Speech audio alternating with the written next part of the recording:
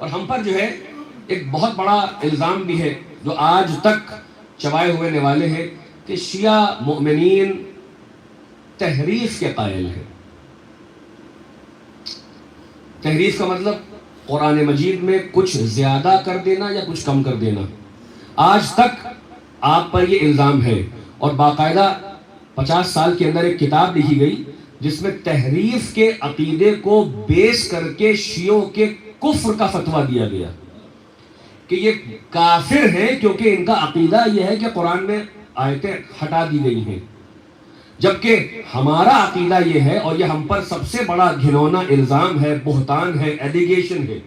ہمارے یہاں بزرگ علماء سے لے کر یعنی شیخ صدوق سے پہلے سے لے کر اور آج تک کسی عالم نے اس عقیدے کو کبھی سبمٹ نہیں کیا، بلکہ پوری پوری کتابیں لکھی گئی ہیں کہ یہ ہمارا عقیدہ ہی نہیں ہے. ہم ما بین دفتین، دو دفتیوں کے درمیان جو قرآن ہر جگہ رائج ہے اسی میں من و ان اس کے اوپر عقیدہ رکھتے ہیں کہ یہ وہی قرآن ہے جو اللہ کی طرف سے نازل ہوا.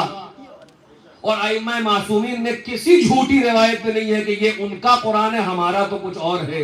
جو ان کا قرآن ہے بھی وہ ان کا قرآن انہوں نے کبھی امت کے سامنے پیش نہیں کیا. جب امت نے پہلی سٹیج میں ریجیکٹ کر دیا تو انہوں نے کہا کہ اب تم اس نعمت کے لائق نہیں ہو. اب یہ قرآن بھی پردہ غیب میں چلا جائے گا جیسے ہمارا آخری پردہ غیب میں ہے. لیکن اس کے باوجود جو قرآن مسلمانوں میں رائج تھا اسی سے اماموں نے فیصلے کیے، اسی کو پڑھا، اسی کو اپنے گھر میں رکھا، اسی کی ترویج کی ہے. جو اسپیشل قرآن ہے اس کا راز الگ ہے وہ پھر کبھی، لیکن جو قرآن لوگوں کے درمیان ہے اس کو ویسا ہی مانا اور کہیں نہیں کہا کہ اس میں یہ کم ہے، یہ زیادہ ہے، یہ ایسا یہ ویسا ہے. ہمارا عقیدہ ہی نہیں ہے کہ ہم تحریف کے قائل ہوں. ہم قرآن کو مکمل مانتے ہیں، جیسا رسول اللہ پہ نازل ہو ویسا ہی آج تک ہے. اب ہم الٹا سوال کرتے کیونکہ اب دور ہمارا سوال کرنے کا ہے. 1400 برس سے آپ سوال کر رہے تھے، اب ہم سوال کرتے ہیں اور ہمارا جب سوال ہوگا تو وہ علم سے نکلا ہوا سوال ہوگا. لہذا بھاگیے گا نہیں، کھڑے رہیے گا. کیا سوال ہے؟ آپ کہہ رہے ہیں بسم اللہ جز نہیں ہے قرآن کا جبکہ روایات موجود ہیں. اچھا، اب ایک بالکل سامنے کی بات ہے. آپ کے کسی عالم نے نہیں کہا ہے کہ اگر نماز میں بسم اللہ کہہ دیا جائے تو نماز باطل ہو جائے گی، جبکہ روایت موجود ہے کہ اگر نہیں کہا جائے گا تو سورہ ادھورا ہو جائے گا. ادھورے سورے سے نماز پر اثر آ جاتا ہے. تو عقل کا تقاضا کیا ہے؟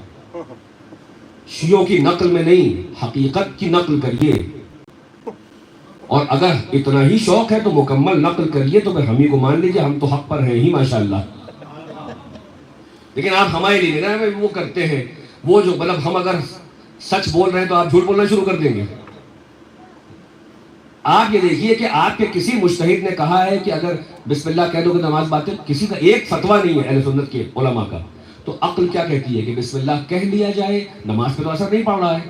لیکن جو موٹی موٹی روایات موجود ہیں صحیح ستہ میں، بخاری مسلم اور لوگوں میں، کہ رسول اللہ پڑھتے تھے اور ان تمام صحابہ کا نظریہ یہی ہے کہ بسم اللہ اس کا پارٹ ہے. تو جب یہ روایت موجود ہے تو عقل کا تقاضا یہ ہے کہ بسم اللہ کہہ لیا جائے. نہ کہنے میں پرابلم ہے، نماز میں کمی آ گئی، بسم اللہ کو آپ نے حذف کر لیا، ایک آیت کھا گئے آپ. اچھا، دوسری بات ہم سوال کر رہے ہیں آپ سے، یہ جو قرآن مجید آپ چھاپتے ہیں ماشاءاللہ، جتنے پرنٹنگ پریس ہیں، یہ سب میں آپ نے ہر سورے سے پہلے بسم اللہ کیوں لکھا ہے؟ بہت توجہ، آپ بہت محظوظ ہوں گے، شاید کوئی نیا گوشہ ہے.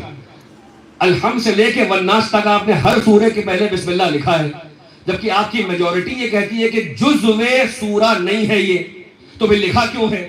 تو ممکن ہے کوئی آواز دے کہ ارے بھائی آپ ہمارا مطلب نہیں سمجھے. ہمارا مطلب یہ ہوتا ہے تاکہ سوروں میں بائفرکیٹ کر سکے اور یہ بتا سکے کہ یہاں تک یہ سورہ ہے اور اس کے بعد دوسرا سورہ شروع ہو رہا ہے. اس لیے ہم نے لکھا ہے ہم اس کو جزء سورہ نہیں مانتے ہیں بلکہ اس کو فصیل مانتے ہیں، ایک باؤنڈری مانتے ہیں کہ یہاں تک الحمد ختم ہو گیا، اب سورہ بقرہ شروع ہو رہا ہے تو بیچ میں بسم اللہ لکھ کے بتایا کہ یہاں سے بقرہ ہے، کہ الحمد کا پارٹ نہیں ہے. ہم نے کہا اسی پر رہیے گا. باقی ہم نے مان لیا اس بات کو کہ آپ نے سوروں کو ڈسٹنگوش کرنے کے لیے بسم اللہ لکھا ہے.